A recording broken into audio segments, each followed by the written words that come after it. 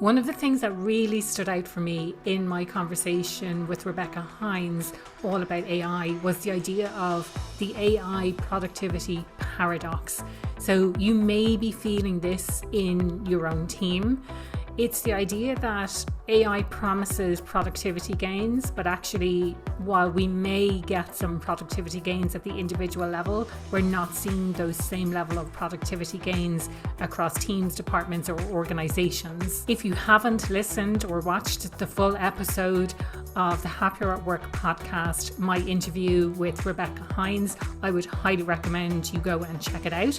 My name is Aoife O'Brien. Today's episode is a bonus episode, and I'm sharing the key insights and takeaways from my conversation, which was much longer than what this bonus is going to be. Coming back to this idea of the AI productivity paradox, we talked about the idea of bot sitting and bot shitting, and really that's the reason that we're not gaining those productivity benefits at that higher level. So individuals say that they get back about 11 hours per week from using AI tools, but actually the research shows that about 6.5 of those hours go towards what the report calls bot sitting, which is feeding context, it's cleaning up messes, it's reiterating the prompts, all of those kinds of things, the things that are required in order to make AI work effective.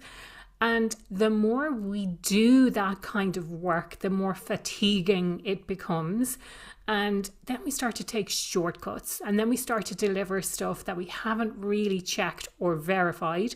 And that's when bot sitting turns into bot shitting. The vast majority of people do say that they have bot shit, which is also known as AI slop at some stage. So most of us have actually done it. We've got tired, we haven't checked the work, and it's not something that we can stand behind or that we even know what we're actually delivering. So I think it's really important to understand that those are the things that are impacting why we're not necessarily getting those productivity gains. One of the other really interesting areas was, and I had a question about this as well. What should we actually be using AI for? So if I think about myself and my own context and how I use AI, I use it for a lot of things, and I probably use it for some things that it should not be used for. And I have definitely experienced that idea of bot sitting where I haven't maybe got the context right, or I'm spending too much time inputting the stuff when actually it would have been quicker for me just to do this myself. And one of the interesting things I thought that Rebecca shared was that it's a really difficult question to answer. She talked about this jagged frontier research, and I had to go and look that up afterwards to understand a little bit more about what it was. And it really is the idea that there's no clear delineation of what AI is good at versus what it's not good at, because it can be really good at some highly complex tasks, but then it's not good at the basic things. So I saw this funny thing I think it was on TikTok or Instagram, about how you try and ask it to spell strawberry, and it's convinced that there are only 2 R's in strawberry, and it's just repeating and saying, going against itself almost. And I'm sure you've seen this yourself. And again, if I think of my own context, where I will challenge it back and it goes, oh, you're absolutely right. But it was like, yeah, but you just said that was a good idea. So there's no clear delineation between what AI can do and what it can't do. And it's really about testing those boundaries. One of the things that Rebecca shared, again, as an example of how to do this, is have AI immersion weeks where you spend all of your time going to AI for absolutely everything that you're doing on a day-to-day basis. And then at the other end, it's using AI for nothing.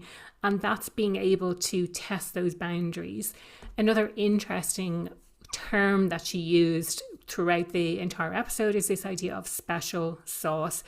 And again, that's bringing it back to the human capability and understanding what we as humans are uniquely capable of doing. And I mean beyond just humans in general. I mean you as an individual, what are you uniquely capable of doing? And a slight side note here, if you need support with that, that's something I work with teams and organizations to really understand that and uncover it, because I think oftentimes we don't know what those things are that we're uniquely capable of doing. So I'm building something, more on that later, but I am building something to support with that using technology. So coming back to this idea of what should AI be used for, and another interesting thing that came up in the conversation was the idea of being a generalist versus a specialist. And the thinking originally with AI was that anyone can be a generalist because we have suddenly access to all of this knowledge. But actually, Rebecca's argument was that we should focus on being more specialist. And that ties in with understanding what our unique secret sauce is. So anyone has access to this information, but only if you're a domain expert can you challenge back and can you question the output that you're getting from AI. So you really have to have that judgment and you really need to be an expert in that area. Otherwise, you're going to be shipping bot shit. As AI evolves so much as well, there are things that it's going to get better and better and better at doing. But I think one of the things that we need to hold on to as humans is our human judgment and our critical thinking. So at the end of the day, we're the ones who are responsible for that. That brings me on to one of the other aspects that we talked about, which was this idea of blame and responsibility. And we can quite easily deflect a lot of our work to AI to complete that work for us. But it becomes really dangerous then when we start deflecting the blame onto AI. So we as humans still need to retain that judgment. If we ship something that is AI slop or is bot shit, then we need to be the ones to take responsibility for that, because it's our human judgment that shipped that in the first place. We can't outsource that judgment to the AI. If we also think about how we perceive other people when they use AI, and the example I used was when you see something that's very obviously written by AI and how we judge people for how they use AI, like this is how we judge people. And on the one hand, people exaggerate how capable their AI abilities are. But on the other hand, we downplay how much we're actually using AI in our day-to-day work. A kind of another paradox at play. So we want to show that we're really capable of using AI because it's necessary. And at the same time, we want to downplay exactly how much we're using it in our day-to-day work. One of the biggest things to come from the research as well is this idea of context. And I think you will feel the pain if you've ever had to explain multiple times why something is the way it is, or challenge back AI, or rephrase your prompts in some way, or add a bit of context that was missing from that original prompt. I think you'll really get this, and I know I certainly do. And I've been using AI for such a long time now that I guess it knows me, and it will challenge me, and it will bring that context of past conversations into the work. But generally speaking, the AI that we use at work tends to be accessing the entire internet, and therefore it won't necessarily have your unique organizational context.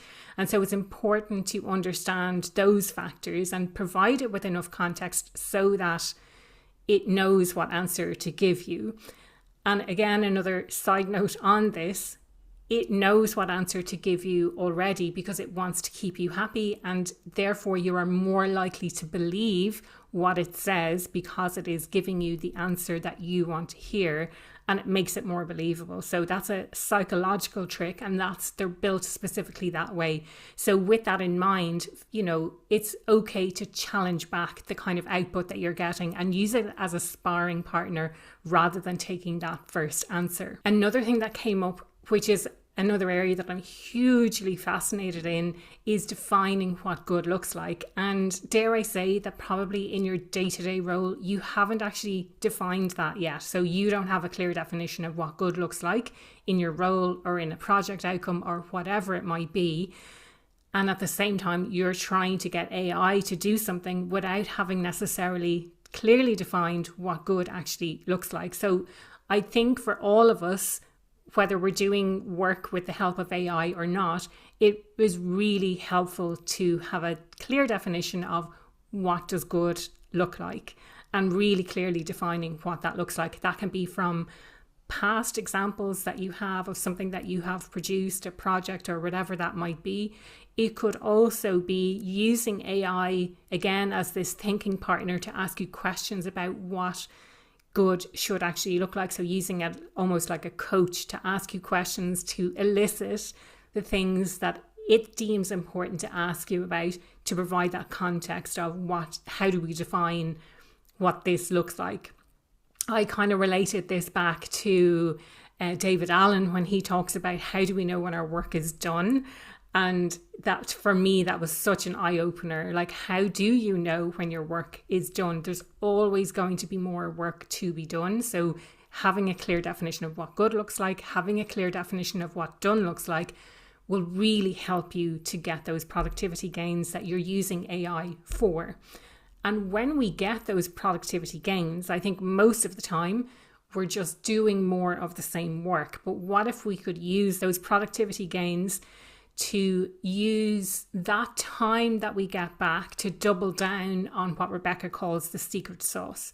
So the thing that we are uniquely capable of doing, the things that we don't want to outsource to AI, or that we can't outsource to AI because they are our unique capabilities. When it comes to defining what success looks like, it's really important then to get those domain experts involved, because they will be able to tell whether that AI output being produced is in line with their area of expertise. Like, is it telling stuff that's actually true? Is it building on, or is it making something up? So getting those people involved, I think, rather than if it's not your area of expertise and you're shipping it anyway, then that's on you. And again, taking responsibility for actually shipping that stuff, I think is really, really important as well. Another reframe that we can think about, and this is where Rebecca said the people who get the most from their AI, they treat it like a teammate rather than a tool. So those people who are using it for one-off things and, I'm just going to use it and then I'm going to put it back in the drawer, or whatever way you want to phrase it. But the people who are treating it more like a teammate, and it's not always going to be right. And it's providing that correct context that you need to be able to get things right and to feed it that information so it does what it is that you want it to do. So treating it like a teammate rather than just another tool in your toolbox is really, really useful for getting the most out of AI. So how are you currently thinking about AI? Are you thinking about it as a teammate that helps you, or just something that you use kind of on a one-off basis? Again, something interesting that came from the report is this idea of how it impacts on leadership. And the key thing is that it should free up leadership time to spend on things like coaching. And AI should be doing the coordination work. It should be doing the meeting notes. It should be doing all of those things that took up an inordinate amount of time previously.